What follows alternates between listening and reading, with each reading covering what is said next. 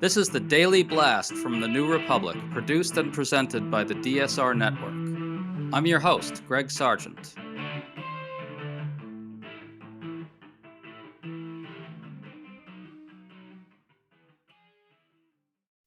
Donald Trump just had a physical exam at Walter Reed Medical Center. Right after it, he proclaimed himself to be in perfect health. Then Trump's propagandists unleashed an extraordinary attack on journalists for the sin of pointing out that Trump regularly falls asleep at public events. The moral is clear. Trumpworld knows that the second he's perceived as weak in any way, his whole political mystique is at risk of imploding. We think it's not a coincidence that this comes amid new signs that Trump may emerge from the Iran war with less than a world historical victory. Indeed, Trump exploded over this at the news media just now as well. So we're working through all of it with Michael Cohen, who does good work on his Substack, Truth and Consequences, dissecting both Trump's weakness and his authoritarianism. Michael, good to have you on. Great to be here. Thanks for having me. So Trump just tweeted this, quote, "Just finished my 6-month physical at Walter Reed Military Medical Center. Everything checked out perfectly." Michael, I don't know how his physical went, but the symptoms are constant. There's the bruising on his hand, which he covers with makeup, the swelling in his legs, the rash on his neck, and the constant falling asleep at official events, right on live television, not to mention the constant slurring, the constant incoherence, the constant losing of his train of thought. Trump is obviously deteriorating. What do you think of all that? I mean, there's no question about it. I mean, you've seen a significant deterioration. I think one of the problems with Trump is that he's always somebody who is never appeared to be the most coherent individual in the world. Certainly not the healthiest person in the world, both either physically or mentally. But it does seem as though he's gotten significantly worse. And, as he's gotten worse, the arguments that the White House is using to defend him against legitimate questions about this are even more ridiculous. I mean, I'm sure you saw this, but when he fell asleep in a Oval Office event, the White House tweeted out that he was just blinking when they caught him with his eyes closed. Like, are we that stupid? I mean, maybe some of people are that stupid in this country, but I think most Americans are not that dumb, and they realize the man's falling asleep in public events. He absolutely is falling asleep. We can all see it happening right in front of us. And by the way, the White House rapid response Twitter feed did something really weird on this. It just unleashed a series of tweets that showed imagery of various journalists who appeared in the snapshots to have their eyes closed from actual blinking. The Twitter feed then ridiculed them, saying they must be asleep and that they should be forthcoming about their health. This was directed mostly at CNN journalists like Brianna Keylor, Kevin Liptak, Kate Bolduan, and Dana Bash. For instance, one White House tweet said in all caps, "Dana Bash falls asleep ahead of her 55th birthday next month. What is going on?" Close quote. Now, this is supposed to be mockery, but it's just deranged. Everyone can see that the president is sleeping on camera, yet his propagandists are trying to intimidate everyone into not saying so. What do you make of that component? Well, I don't think it's going to work. First of all, I think people can see clearly that he's falling asleep. But I think the bigger thing here is this is what happens when you have a president who is such a malignant narcissist, as Trump is. Narcissists cannot accept ever being seen as weak. They cannot accept ever being seen as not perfect. And Trump is the uber example of that phenomenon. I mean, this is why I go back to 2020, why he refused to acknowledge he lost. He can't ever present himself as a loser. And, he lost that election. And so that morphs into everything about him. He has to seem strong, not just strong, by the way, the strongest person, not just healthy. He's the healthiest person. What Trump has done is surround himself with all of these people who basically their only job is to stroke his ego. And so they will make these insane statements like the ones you mentioned a second ago, because that's what Trump cares about. And the political fallout, the ridicule that it leads to of Trump is almost a secondary consideration for them, because what matters to these people is keeping the boss happy because it helps them keep their jobs. It is a ridiculous situation. It is like the emperor has no clothes come to life. That's what we're basically seeing here. I want to get into another element of this, which is the degree to which it really resembles an authoritarian cult. It's also obvious. Trump and the White House are only drawing more attention to his health and his physical and mental state by insisting, like a bunch of lick-spittle North Korea propagandists, that his health is absolutely perfect and his strength and virility will be unquestioned. But they clearly, I think, understand something about Trump's mystique, which is that if he's seen as weak or if there are any cracks in the facade of any kind, for a non insignificant swath of his people, his following, suddenly that's a real problem. Where do you think this comes from? It really is authoritarian cult stuff, isn't it? It is. I mean, and by the way, I think for the record, even the North Koreans are like, guys, like, take it down a notch. It's a little much, honestly. I mean, I think it is partly what you said. It is this sort of authoritarian kind of mindset of the administration where they have to project strength all the time. But I think it's also a product of just his particular psychology, and not healthy psychology. But again, I think the bigger problem for this White House is that nobody is believing it. I mean, I don't look, maybe the 80 to 90% of MAGA supporters who continue to be supportive of Trump, maybe they buy it. And I actually suspect that they will buy whatever Trump tells them at this point. But I really do think that it is opening Trump up to so much ridicule because it is so obvious. We don't live in an authoritarian society, right? We're able to get contrary points of view that point out, in fact, the man was falling asleep. The man's not the healthiest person in the world. And, he can't outrun that. You can't run an authoritarian playbook in a society that isn't fundamentally authoritarian, at least not yet. So I just think that it's not an effective political strategy. And to me, what it does, it just makes Trump's political problems worse. Because I think you see this discrepancy between what he is talking about, people around him are talking about, and the reality of what Americans are actually seeing. To stay up to date on all the news that you need to know, there's no better place than right here on the DSR network. And there's no better way to enjoy the DSR network than by becoming a member. Members enjoy an ad-free listening experience, access to our Discord community, exclusive content, early episode access, and more. Use code DSR26 for a 25% off discount on sign up at thedsrnetwork.com. That's code DSR26 at thedsrnetwork.com/buy. Thank you and enjoy the show.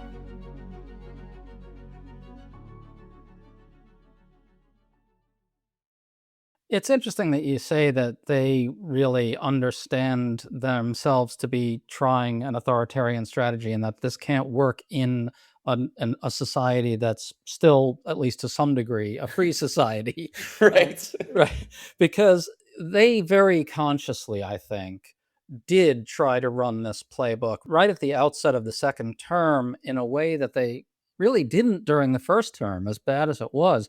You had Stephen Miller out there essentially speaking like a totalitarian propagandist very regularly. You had the demonization of enemies and immigrants and the tanks in the streets, the imagery, the trappings of totalitarian dictatorship kind of oozing out of just about every public event.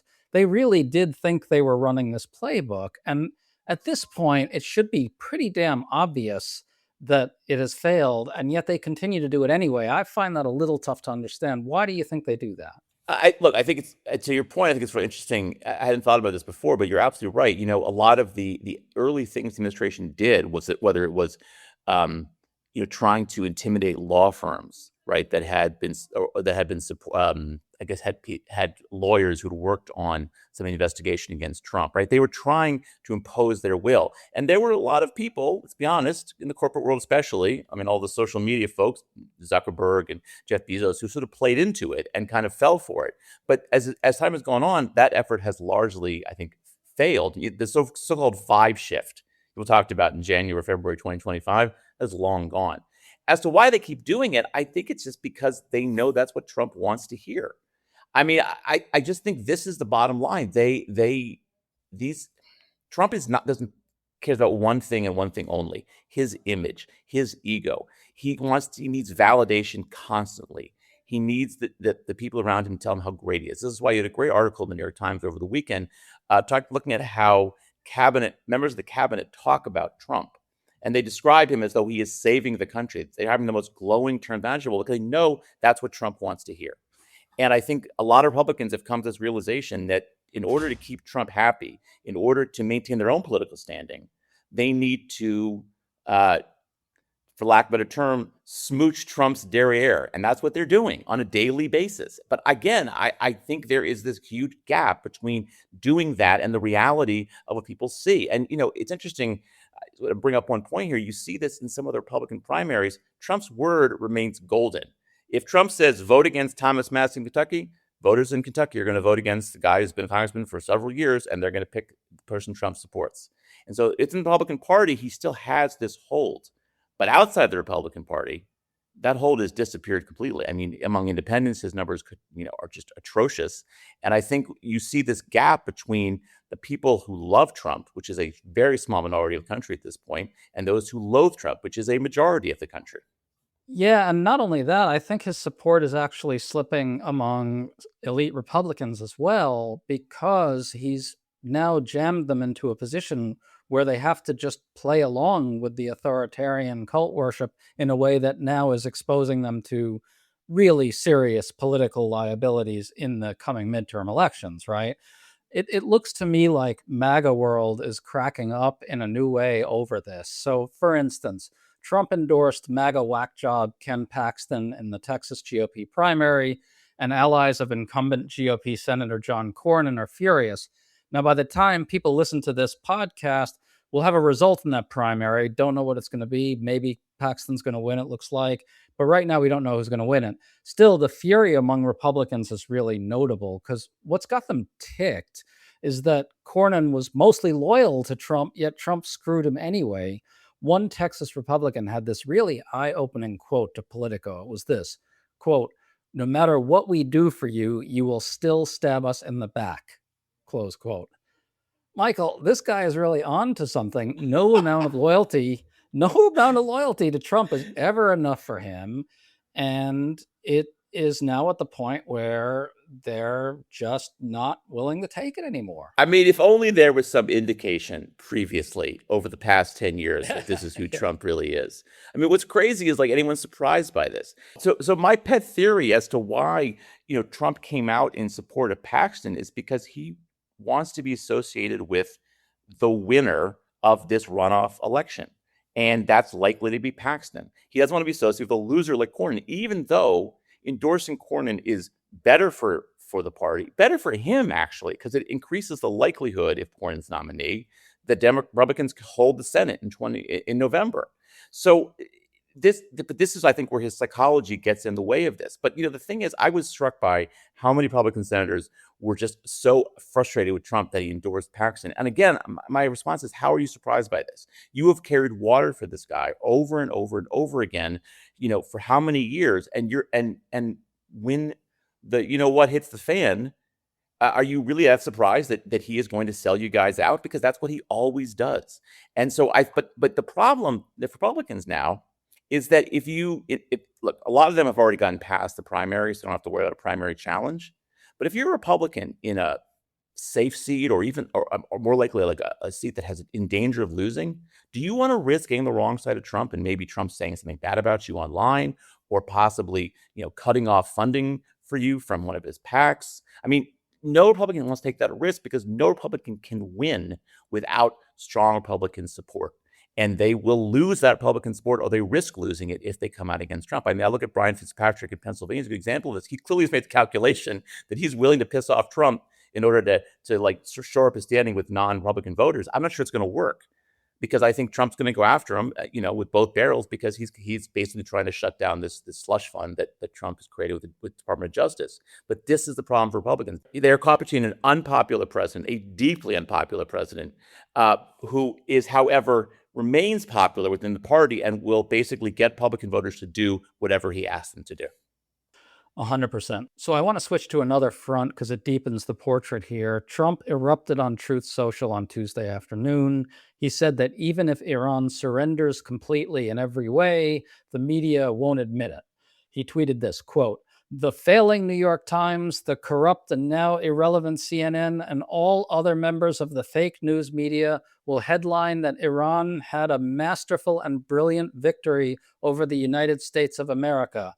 The Democrats and media have totally lost their way. They have gone absolutely crazy. Close quote. Michael, this is just self-piteous nonsense. I don't think it's a coincidence, though, that it's coming even as Trump's grip on the Republican Party is loosening, and even as his physical and mental deterioration is obvious to the world. He's clearly aware that there's a confluence of slippage here working against him. Slipping health, slipping control of the GOP, his inability to force Iran to do his bidding. It really feels very clear to me that things have crossed the new threshold of him not really being able to control events anymore. Well, but I think this is the thing about narcissists. They always they try to create their own reality, right? And that's what Trump has constantly done. I think Trump truly believes if he says it enough times, that the war to Iran has been a success, and it truly has not been a success, then it becomes a success. And I think he also certainly, I think among his supporters, there's a belief that if he says it enough times, they will actually, agree with him. I think that has proved itself pretty true over the past 10 years or so. I just think the problem again is that Trump is unpopular. He's at 37, 38%. He can keep saying these things that clearly are not true. And, it's just going to further erode the support that he has. I mean, look, he's lost, obviously, Democrats. He's lost independents at a pretty large margin. He still maintains Republican support, although some of these recent polls suggest even that's slipping. I mean, how much longer can he even maintain that support if he is describing things that just are completely counter to reality? And I think this is the problem. No one around him is going to say to the president, you need to stop saying stuff like this. You're hurting yourself. Nobody, this isn't like his first term. There are people around him who had the guts to at least try to dissuade him from bad ideas. No one in his inner circle will do that. And so I just think that this, to your point, I think this is going to get worse because there is just no check on what he is doing and saying. And again, the gap between what he is doing and saying and what is the reality, what Americans are dealing with, whether they're paying at the gas pumps, whether what they're seeing in the news, you can't square the circle on these things. You just can't. Well, that's another experiment they're running. They're going to try to essentially tell us what to think and try to just completely hoodwink the entire electorate, but it seems to be failing pretty miserably. Folks, if you enjoyed this, make sure to check out Michael Cohen's Substack, Truth and Consequences. He gets into this kind of stuff regularly. Michael, nice to have you on. Thanks so much. Great, my pleasure. Great to be here.